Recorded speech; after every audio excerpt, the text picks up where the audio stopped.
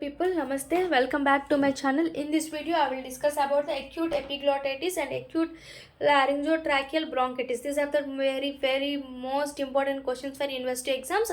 Generally they will give for short answer questions. Most commonly they will ask about croup is also called acute laryngotracheal bronchitis, and acute epiglottitis is another question. So I will discuss these two questions in an like like two forms. You can remember easily, like in a tabular form. You can remember easily these both questions. If any given, you can remember both. See, acute epiglottitis and acute laryngotracheal bronchitis. In acute epiglottitis, what is epiglottitis means? Inflammation of supraglottic. See, supraglottic structure. Supraglottic means epiglottis is present in supraglottic. What are the supraglottic structures? Epiglottis, arytenoid, and epiglottic fold. All these undergoes inflammation in acute epiglottitis. Acute epiglottitis involves supraglottic structure. Supraglottic has epiglottis and epiglottic fold and arytenoids. What is the inflammation? Inflammation of acute tracheolaryngeal bronchitis means trachea, larynx, and bronchus. All these undergoes inflammation. These are the definitions of these two.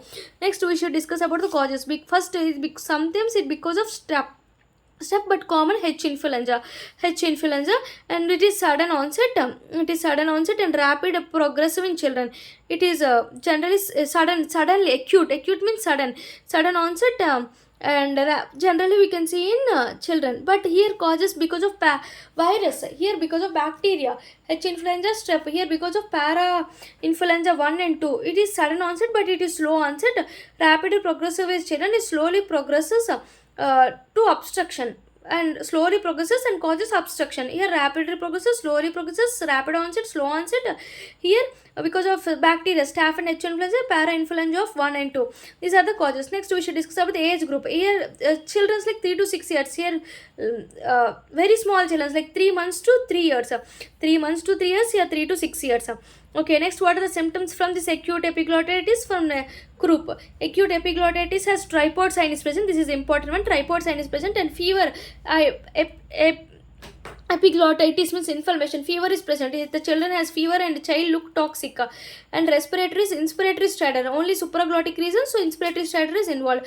But here slow onset. Here no fever present but low grade, but no, child is not that much of toxic.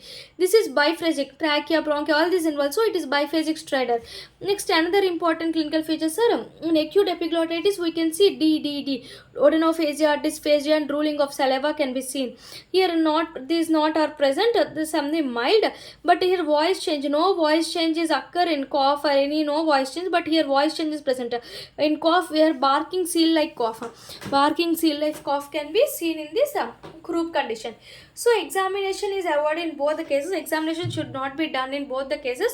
Next, we should know about the diagnosis of both the cases. In acute epiglottitis, lateral view of the neck. Here anterior posterior view of the neck.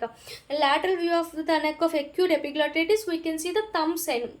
Due to swollen epiglottitis undergoes swollen, we can see the thumb sign. And another point is red cherry epiglottitis is also present. Red cherry epiglottitis. What are the conditions we can see under investigation of acute epiglottitis? Red cherry.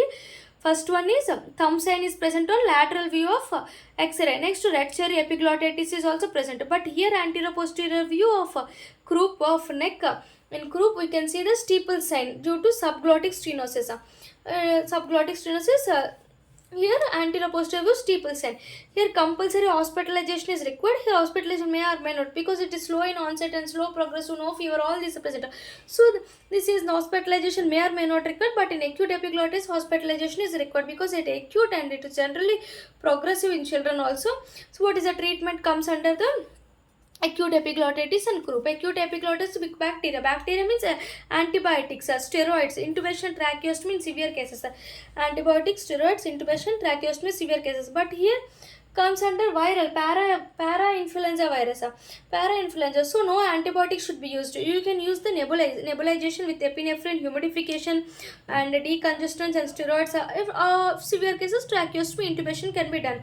Okay, first one is humidification, nebulization with epinephrine, decongestion. These are the important part. Humidification is important, and nebulizer with epinephrine is very very important. Next, decongestant, steroids, and tracheostomy intubations comes under group. So this is the difference between the.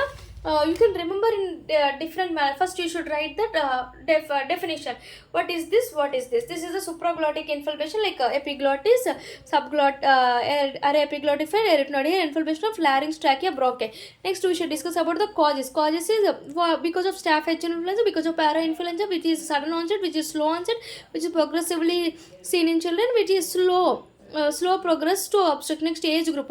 Children means age group 3 to 6, 3 months to 3 years.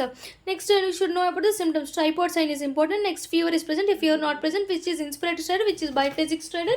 Next, dysphagia, drooling of saliva, and odonophagia. Here know that symptoms. Voice changes is not present, but here voice change is present, and cough is barking, seal like cough can be seen. Next, we should know the diagnosis. Lateral view, anteroposterior view. Here thumb sign, here steeple sign, red chair epiglottis is present. Child should be hospitalized immediately. No need of hospitalization, may or may not hospitalization. Treatment because of bacteria like H influenza and strep leads to we can use the antibiotics and steroids, and if severe cases, intubation and